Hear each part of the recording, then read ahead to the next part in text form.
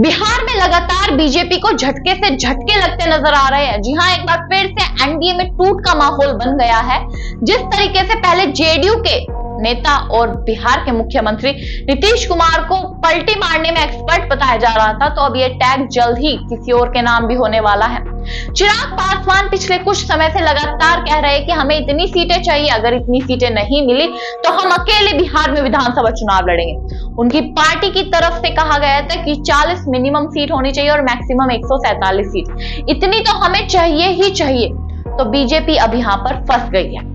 BJP के सामने पहले चिराग पासवान ही मुश्किल बने खड़े थे। चिराग पासवान एक जनसभा में यह भी कहते नजर आते कि मैं किसी के आगे झुकूंगा नहीं, किसी के आगे डरूंगा नहीं, और उसी जनसभा में ये नारे भी लगते हैं कि बिहार का मुख्यमंत्री कैसा हो, चिराग पासवान जैसा हो। तो अब इन नारों के बाद तो पहले ही राजनीतिक गलियारों में हलचल मच गई थी। एनडीए पर इंडिया गठबंधन सवार हो गया था विपक्ष के तौर पर कि देखिए आपके यहाँ पर नारेबाजी हो रही है, आपके अंदरूनी टूट चल रही है, हम पर जो एलिगेशन लगाते हो वो गलत लगाते हो। तो इसी बीच अब एक और मुद्दा उठकर सामने आ गया है कि एचएम हिंदुस्तानी आवाम मोर्चा, जो कि जीतन राम मांझी की पार्टी है, वो भी बिहार विधानसभा चुनाव अकेले लड़ने की तैयारी कर रही है। उनकी तरफ से एक लिमिटेशन जारी कर दी गई है कि हमें 40 सीटें चाहिए बिहार में, मतलब 40 सीटें चाहिए। अगर 40 सीटें नहीं देगी बीजेपी, नहीं देगा एनडीए, तो हम पार्टी का साथ, गठबंधन का साथ छोड़ देंगे। और एक सांसद है जीतन राम मांझी का लोकसभा में, यानी उनकी तरफ से अल्टीमेटम दे दिया गया है कि अगर आप हमें 40 सीटें नहीं दोगे तो हम आपका साथ छोड़ देंगे, हम अकेले बिहार में चुनाव लड़ लेंगे, विधानसभा चुनाव अकेले लड़ लेंगे। अगर जीतन राम मांझी अलग होते हैं, उनकी 3% वोटर्स जो है उनकी कास्ट से बिलोंग करते हैं, वो अलग हो जाएंगे, यानी यहाँ पर वोट कटेगा बीजेपी का। चिराग पासवान अलग होते हैं, उनके 5% वोटर्स हैं जो उनकी कास्ट से बिलोंग करते हैं, 5% ये खत्म हो जाएगा, यानी 8% तो बीजेपी के साफ तौर से अलग हो रहे हैं ना वोटर।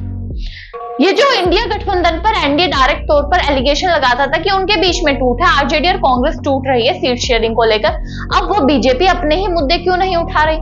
अब बीजेपी चुप क्यों है? और दूसरी तरफ सुप्रीम कोर्ट का एक फैसला और सामने आ जाता है। सुप्रीम कोर्ट ने कह दिया कि एसआईआर में 11वें की जगह 12 दस्तावेज होने चाहिए, 12वां दस्तावेज आधार कार्ड, यानी 65 लाख वोटर्स को अगर वेरिफिकेशन कराना है तो उनके पास आधार कार्ड होगा तो वेरिफिकेशन माना जाएगा। तो यानी तीनों तरफ से बीजेपी घिर गई है, बीजेपी के पास कोई रास्ता नहीं बचा। जेडीयू तो चुप इसलिए बैठी, अगर ज्यादा बोली तो उनके हाथों से मुख्यमंत्री का जो पद है वो छीन लिया जाएगा। लेकिन जिस तरीके से चिराग पासवान की पार्टी एलजेपी और एचएम यानी कि हिंदुस्तानी आवाम मोर्चा, जीतन राम मांझी की पार्टी भी लगातार बीजेपी और एनडीए पर हमलावर है, उससे क्या होगा आने वाले समय? क्या बिहार में अब तख्ता पलट होने जा रहा है? क्या नीतीश कुमार की सरकार इस बार गिरेगी ही गिरेगी? क्योंकि विपक्ष तो मजबूत है लेकिन सत्ता पक्ष ही कमजोर नजर आ रहा है। आपकी इसके ऊपर क्या राय है, हमें कमेंट बॉक्स में जरूर बताइएगा। तब तक के लिए नमस्कार।